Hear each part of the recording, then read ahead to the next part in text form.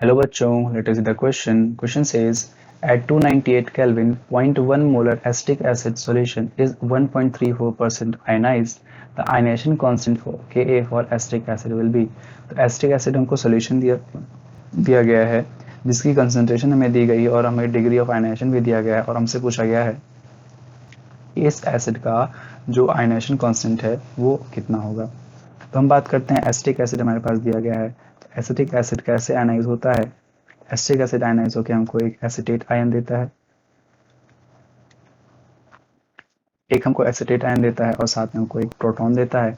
तो हम मान लेते हैं हमको कंसंट्रेशन यहाँ पे सी दी गई है ऑलरेडी. कंसंट्रेशन हमको कितनी दी गई है 0.1 मोलर एसिटिक एसिड की कंसंट्रेशन है. तो यहाँ पे अभी सी मान के चलते हैं. तो at t is equals to 0 पे टाइम पे क्या होगा, कंसंट्रेशन एसिटिक एसिड की रहेगी सी और ये नील कंसंट्रेशन रहेगी. But at equilibrium, at time equilibrium जब होगा यहाँ पे इक्विलिब्रियम मेंटेन हो जाएगा, उस टाइम पे हम क्या देखेंगे यहाँ पे हम मान लेते हैं कि इनमें जो डिसोसिएशन हो रहा है वो सी अल्फा हो रहा है. तो यहाँ पे रिमेनिंग कंसंट्रेशन रहेगी वो क्या हो जाएगी सी माइनस सी अल्फा और एसिटिक एसिड की कंसंट्रेशन क्या रहेगी सी अल्फा और H प्लस आयन की कंसंट्रेशन भी क्या रहेगी सी अल्फा के इक्वल रहेगी.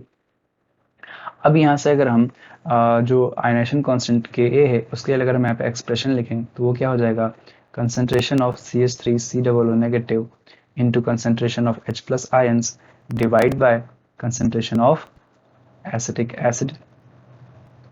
ठीक है, यहाँ पे अगर हम सारी वैल्यूज रखें तो के ए हमारा क्या हो जाएगा, के ए इज इक्वल्स हो जाएगा कंसंट्रेशन एसिटेट आयन का कंसंट्रेशन सी अल्फा है, हाइड्रोजन आयन का कंसंट्रेशन भी सी अल्फा है, divide by C minus C alpha. अब इसको थोड़ा सिंप्लीफाई अगर हम करेंगे तो सी स्क्वायर अल्फा स्क्वायर ऊपर हो जाएगा, नीचे सी कॉमन ले लेंगे तो सी 1 माइनस अल्फा बचेगा, 1 माइनस अल्फा बचेगा. एक सी कैंसिल हो जाएगा. This gives us K A is equals to C alpha square upon 1 minus alpha. अब यहाँ पे एक पॉइंट का हमको ध्यान रखना है कि क्योंकि सिंस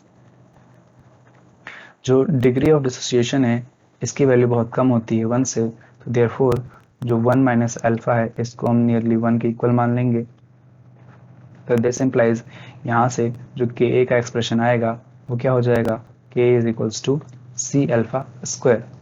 ठीक है, सी अल्फा स्क्वायर हो जाएगा. अब यहाँ पे हम देखते हैं हमें क्या दिया गया है, कंसंट्रेशन हमें ऑलरेडी पता है दैट इज 0.1 मोलर.